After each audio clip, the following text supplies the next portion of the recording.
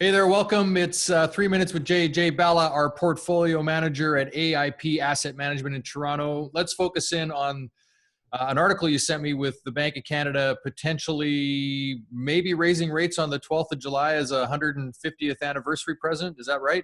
That's right.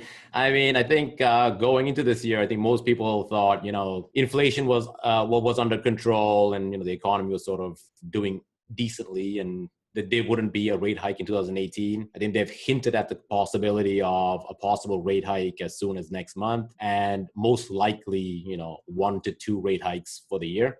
Given that this would be the first rate hike in about 7 years, I think 2010 is the last time they actually raised rates. It'll be a significant move at that point.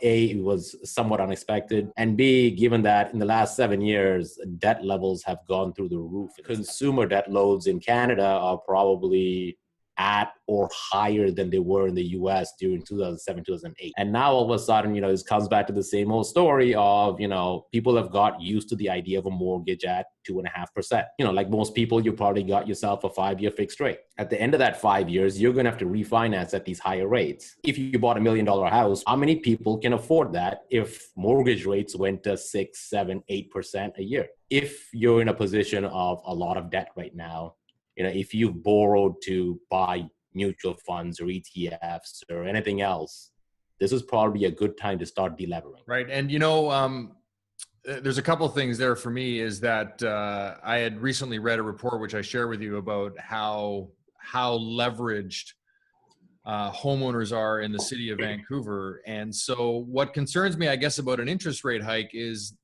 the longer term rates, the bond market kind of sets that pricing. But there's a lot of people that have a variable rate mortgage where they've taken a prime minus because that was what they could afford. Right. And an interest rate hike is going to affect that mortgage immediately. That's probably where you have some concern and I have some concern.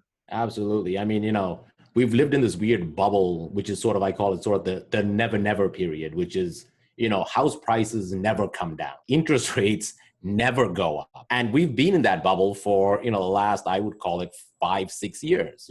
Talk to anyone, they'll say, buy real estate. It's the best deal. It'll never, ever go down. Same thing with interest rates. Like who takes on a fixed 10-year rate at 3.5? That's crazy, right? You're better off taking apparently a floating rate. You should be okay because interest rates will never go up. Interest rates will eventually go up and housing prices will come down because there's a correlation there, right? If selling begins, who knows where that floor is on pricing? What they always say is the price goes up relatively slowly, but when it comes down, it comes down quick, right? Yeah. All right. So I guess the summary of this is a cautionary tale against interest rates, and we may have a move from the Bank of Canada going up July 12th. There's an incredibly high probability it's going to happen this year, whether it's July or afterwards. It's somewhat immaterial.